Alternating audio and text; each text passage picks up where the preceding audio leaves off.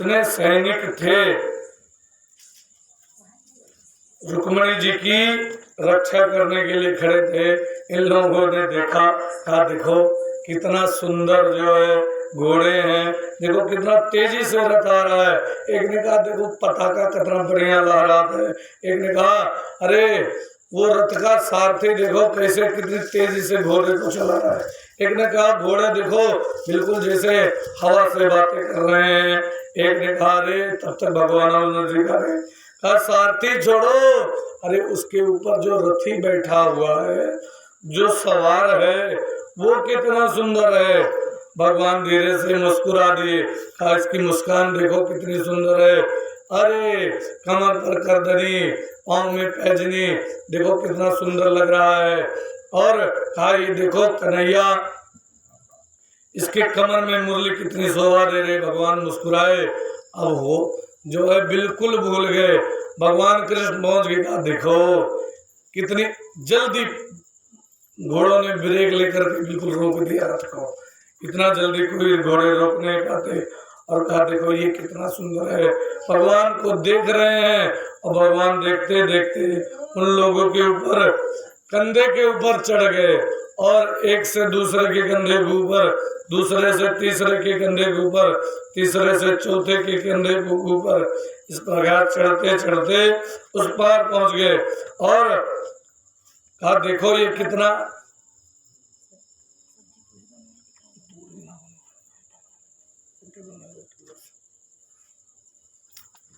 बोले वृंदावन बिहारी लाल की, बोले राधे रानी की, बोले श्रीमद् भागवत महापुराण की।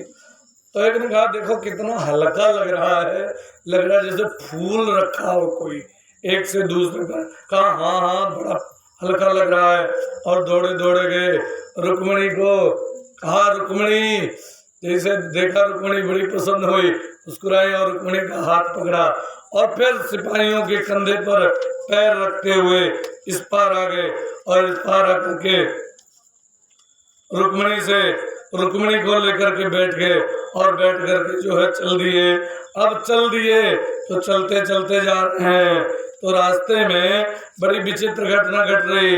क्या जो है जब चलने लगे तो कहा देखो कितना सुंदर जोड़ी लग रही है। एक ने कहा देखो ये कैसा जो है बढ़िया बगल में बैठाया है। एक ने कहा देखो घोड़े देखो कैसे एक बाइक स्पीड पकड़ लिए। एक ने कहा देखो कितनी तेजी से जा रहे हैं।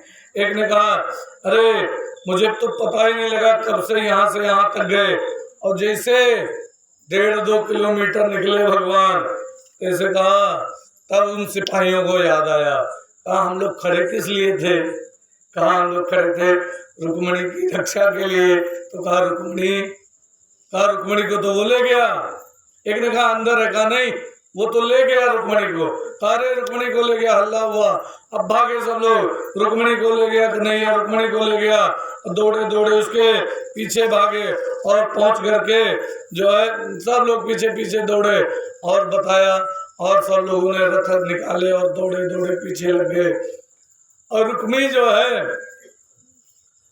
ने कहा मैं अपनी बहन का विवाह उसके साथ में करके रहूंगा और किसी के साथ में नहीं करूंगा। उसको जो है उसके साथ में अपनी बहन का मुझे विवाह करना ही है, चाहे जो हो। तो कहा इसके लिए चाहे जो भी करना पड़े मुझे उसके साथ में अपनी बहन का विवाह करना है। तो सब सेना लेकर के कि इसको घेर लेंगे। और उधर जो है भगवान कृष्ण उसको लेकर के चले गए। ब्राह्मण देवता तो उतर ही गए थे रास्ते में। हाँ महाराज हमें इस झगड़े में न मत फंसाओ, हम इस झगड़े के काबिल है नहीं, हमें पहले उतार दो। पहले ही उतार दिया था ब्राह्मण देवता को और रुक्मिणी को लेकर चले गए।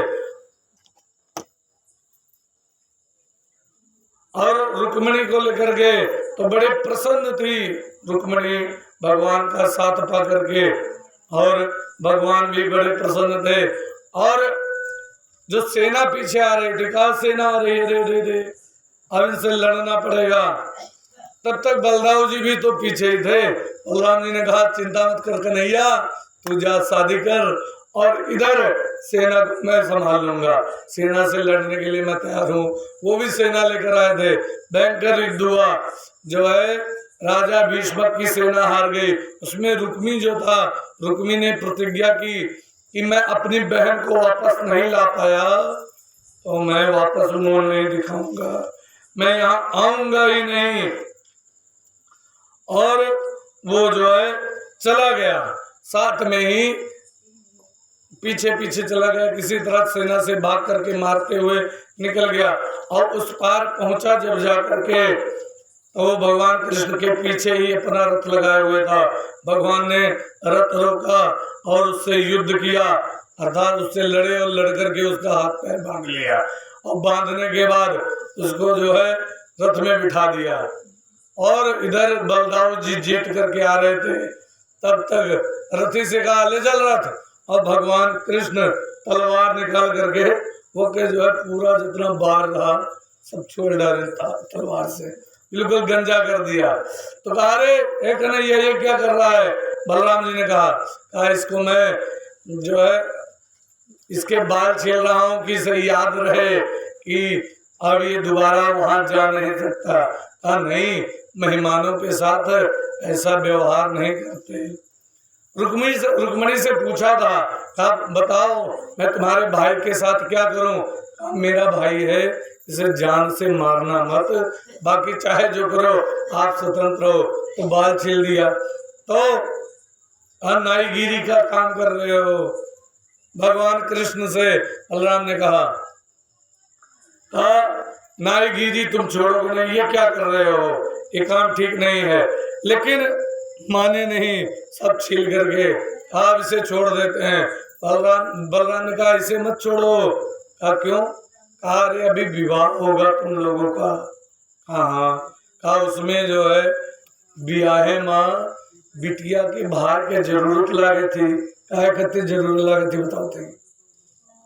लावा छोड़ करते लावा परछे खत्तिर बिटिया के भाई के जरूरत लागे थी। तो कहा वह काम खत्तिर के मिली तब एक लिए चलो, इसको लिए चलो, वहां पर लावा छोड़ने के काम आएगा, लावा छोड़ेगा। अब जो है लावा छोड़ने के लिए उसको उठा लाए और ला करके इसको जो है अपने यहाँ रख लिया। अब भगवान ने रुक्मिणी के साथ में विवाह किया और उसमें रुक्मी को ना चाहते हुए भी लावा छोड़ना पड़ा और बड़े प्रसन्नता से रहने लगे। और रुक्मी जो है सोचा मेरी बहन ने मुझे बचाया है तो अब उसका सुहाग में उजाड़ नहीं सकता। वो चला आया और एक गांव में रहने लगा और वो वापस विदर्भ देश में नहीं गया क्योंकि उसने प्रतिज्ञा की थी। बोले वृंदावन बिहारी लाल की। और इस प्रकार भगवान का पहला विवाह हुआ और रुक्मिणी के जो है एक पुत्र हुआ, जो है प्रद्युम्न नामक एक पुत्र हुआ, उसका नाम प्रद्युम्न पड़ा। प्रद्युम्न जानते हो कौन था। प्रद्युम्न कामदेव का अवतार था। किसी ने कहा कामदेव का अवतार कैसे।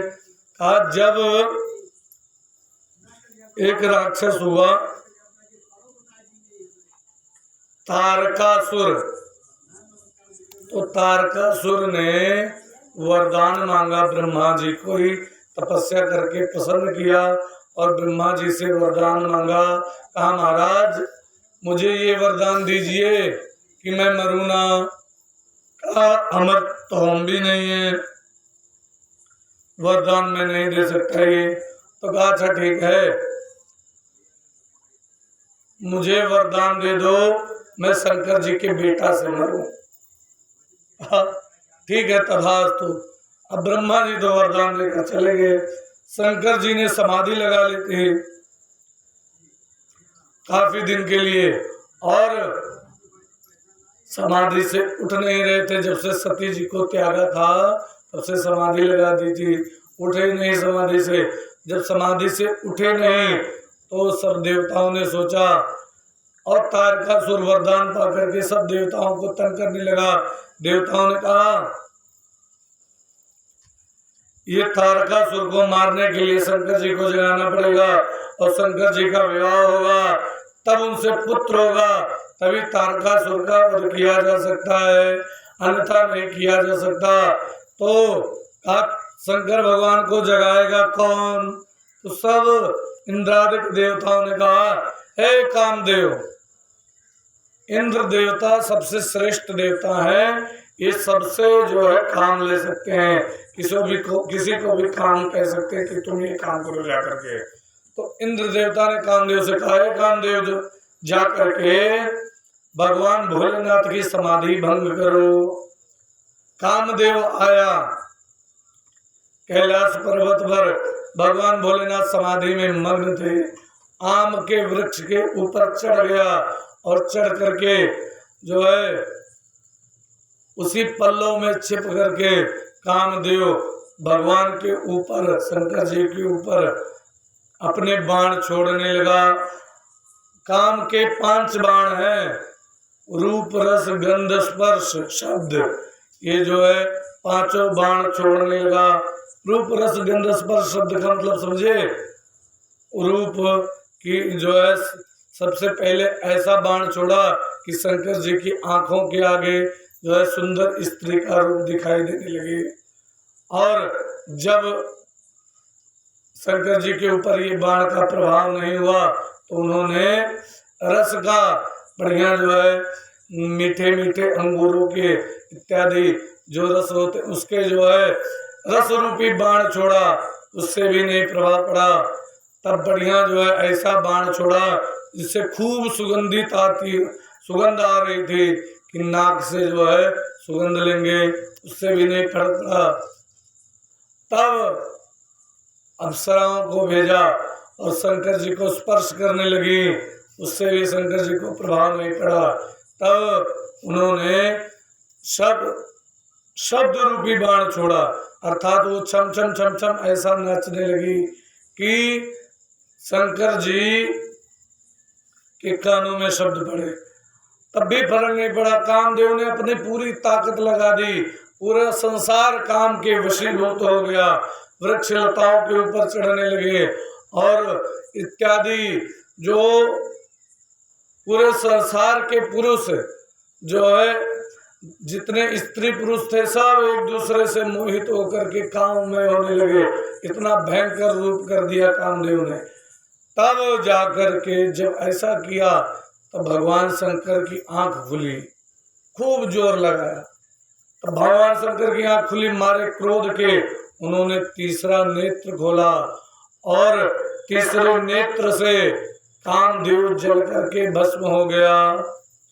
जब जल करके कामदेव भस्म हो गया तो उसकी पत्नी जो थी, उसकी पत्नी भगवान भोलेनाथ से हाथ जोड़ करके रोने लगी, हे प्रभु मेरा क्या अपराध था, मुझे आपने क्यों विधवा बना दिया, मैंने तो कोई अपराध भी नहीं किया, मैंने कुछ किया नहीं। तो कहा तुम्हारे पति ने जो किया उसको वो फल मिला।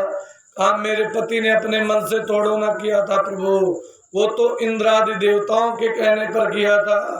प्रभु हमारे पति को आपने मार डाला, मुझे विधवा कर दिया। वो रोने लगी, चिल्लाने लगी। तो भगवान भोलेनाथ ने कहा चिंता मत करो, तुम्हारा पति पुनः जीवित होगा। कहा कब जीवित होगा? कहा जब यदुवंश कृष्ण अवतारा, रामायण में लिखा है, जब यदुवंश में भगवान श्री कृष्ण अवतार लेंगे, रुक्मिणी के साथ में विवाह करेंगे, तो कृष्ण के पुत्र के रूप में कृष्ण तनय होइए पति तोरा, बचन अन्यथा कोई न मोरा। कृष्ण के पुत्र के रूप में तुम्हारे पति देव पुनः जन्म लेंगे।